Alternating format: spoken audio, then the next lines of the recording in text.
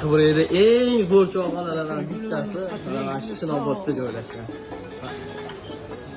Sho'rva deysizlarmi, osh deysizlarmi, achchiq oshni eng nomer 1, achchiq osh deydi-yu hamma.